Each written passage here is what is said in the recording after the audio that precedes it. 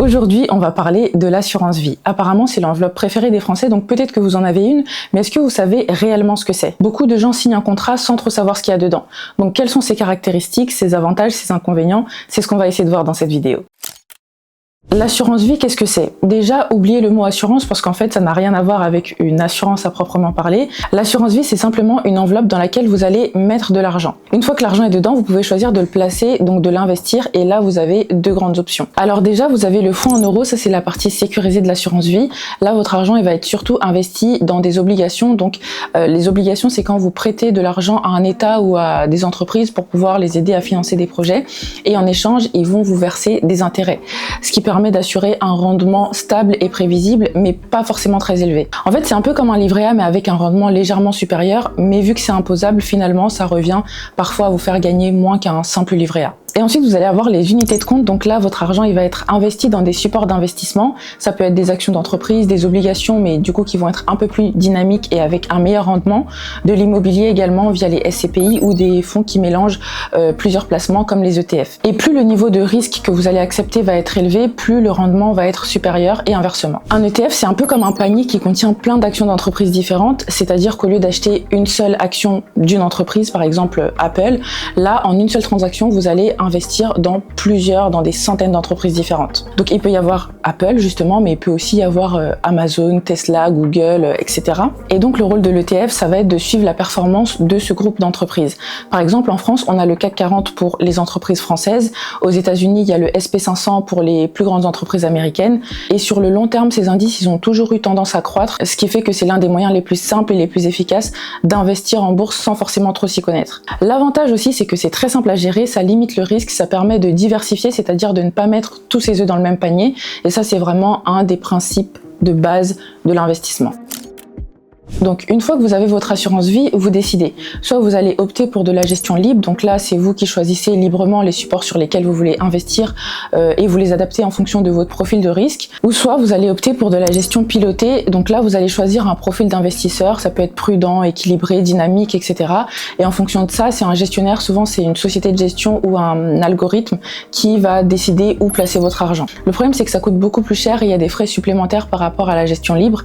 Et surtout il faut bien savoir que c'est pas parce que c'est une gestion pilotée que ça va forcément avoir de meilleures performances. Et donc même si vous décidez d'opter pour de la gestion pilotée, c'est quand même important de savoir comment ça fonctionne et de comprendre aussi ce que la personne fait pour avoir un œil critique. Donc il faut quand même avoir un minimum d'éducation financière. Et sachez que ce qui joue vraiment sur notre performance, ça va être les frais, parce que plus ils vont être importants et plus ils vont impacter nos résultats.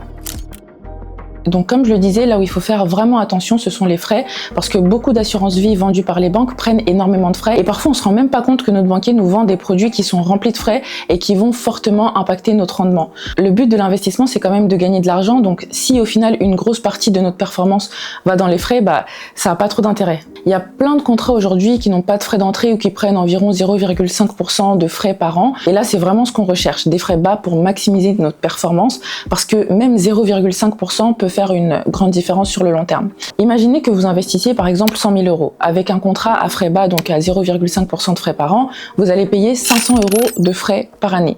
Mais avec un contrat plus cher, ne serait-ce que de 1,5% par an, là vous passez à 1500 euros. La différence, c'est 1000 euros de plus que vous allez payer chaque année. Et sur 20 ans, ça fait quand même 20 000 euros de plus qui partent juste en frais. Franchement, à ce stade-là, autant acheter une voiture neuve à son banquier, c'est la même chose. Il y a un détail aussi à savoir, c'est qu'en plus des frais de gestion de contrat, les supports eux-mêmes, comme les ETF, peuvent également avoir leurs propres frais internes. Donc il faut bien regarder le total et pas seulement les frais affichés par votre assureur. Alors je vais essayer de vous afficher à l'écran des contrats qui peuvent être pas mal, mais n'hésitez pas à faire vos recherches de votre côté pour trouver la solution qui sera la plus avantageuse pour vous. L'avantage aussi de l'assurance vie, c'est que tant que vous ne retirez pas votre argent, vous n'êtes pas imposé sur les gains. C'est seulement au moment où vous allez retirer votre argent que vous allez payer un impôt sur les bénéfices, et au bout de 8 ans, vous pouvez même avoir un avantage fiscal, c'est-à-dire que chaque année, vous pouvez retirer une partie de vos gains sans payer d'impôt dessus. Et contrairement à ce qu'on pense souvent, l'assurance vie n'est pas bloquée pendant 8 ans. Vous pouvez retirer votre argent à tout moment, c'est juste que les avantages fiscaux deviennent meilleurs après 8 ans.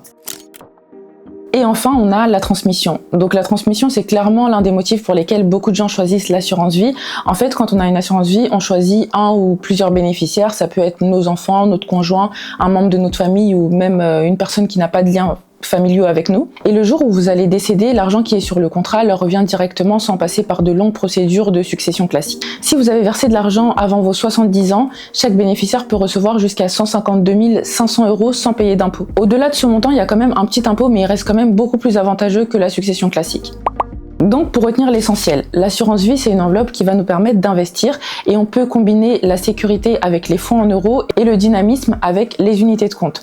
C'est aussi un outil pour pouvoir transmettre son patrimoine, c'est un placement qui est intéressant pour préparer l'avenir, surtout parce que la fiscalité est avantageuse au bout de 8 ans et il faut savoir aussi qu'on peut avoir plusieurs assurances vie chez différents assureurs. Mais le plus important c'est de choisir un contrat avec le moins de frais possible, sinon ce sera une grosse perte.